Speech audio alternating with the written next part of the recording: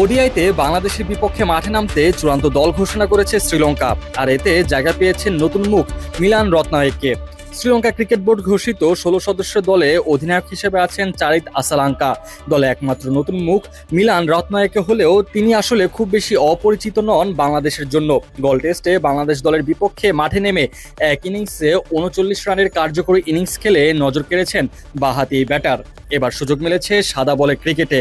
এই সিরিজের জন্য দল সাজাতে গিয়ে বাদ পড়েছেন নোয়ানিদু ফার্নান্দো, লাহিরু কুমারা। তাদের জায়গা নিয়েছেন সাদিরা সামারা বিক্রমা, দিলশান মাদুসকা এবং রত্নায়েকে।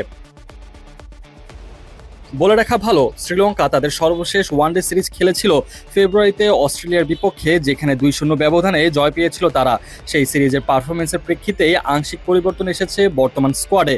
তবে এই পরিবর্তনের ছায়া রয়েছে বাংলাদেশ দলেও। বাংলাদেশের নির্বাচিত স্কোয়াডের সবচেয়ে বড় চমক হচ্ছে প্রায় ২ বছর জাতীয় দলের বাইরে থাকা মোহাম্মদ নাইমের ফেরা। একই সঙ্গে প্রথমবারের মতো ওয়ানডে দলের নেতৃত্ব নিতে যাচ্ছেন অলরাউন্ডার মেহেদী হাসান মিরাজ। হঠাৎ করেই শান্তকে হটিয়ে দিয়ে তাকে নেতৃত্বে আনা বিসিবির এই সিদ্ধান্ত ঘিরে ইতিমধ্যে আলোচনা চলেছে ক্রিকেট অঙ্গনে। ওয়ানডে সিরিজ শুরু হবে ২ জুলাই কলম্বোর প্রেমাদাসা স্টেডিয়ামে। এরপর দ্বিতীয় ম্যাচ মাঠে গড়াবে ৫ জুলাই একই ভেন্যুতে। তৃতীয় ও সর্বশেষ ওয়ানডে অনুষ্ঠিত হবে ৮ জুলাই পাল্লেকেলে আন্তর্জাতিক ক্রিকেট স্টেডিয়ামে। এই ৩ ম্যাচের সিরিজে ২ দলের জন্যই রয়েছে বড় পরীক্ষা। বাংলাদেশের জন্য এটি মিরাজের নেতৃত্বে প্রথম সিরিজ। একই সঙ্গে দলের ব্যাটিং ইউনিটের জন্য আত্মবিশ্বাস ফিরে পাওয়ার সুযোগ। আর শ্রীলঙ্কার জন্য এটি ঘরের মাঠে নিজেদের ধারাবাহিকতা ধরে রাখার মঞ্চ।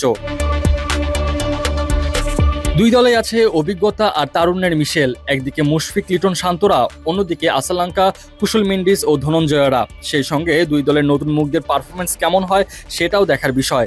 আর এই সব মিলিয়ে সিরিজটা হতে যাচ্ছে বেশ জমজমাট। তাছাড়া সদ্য শেষ হওয়া টি-20 ও টেস্ট সিরিজে পরাজয়ের পর বাংলাদেশের সামনে এটিই হলো নিজেদের ফিরিয়ে আনার বড় সুযোগ। বাংলাদেশ ও শ্রীলঙ্কার মধ্যকার এই ওয়ানডে সিরিজ কেবল দুই দলের লড়াই নয়, বরং এটি হয়ে উঠবে নেতৃত্ব, পারফরমেন্স আর ভবিষ্যৎ গঠনের এক গুরুত্বপূর্ণ মঞ্চ।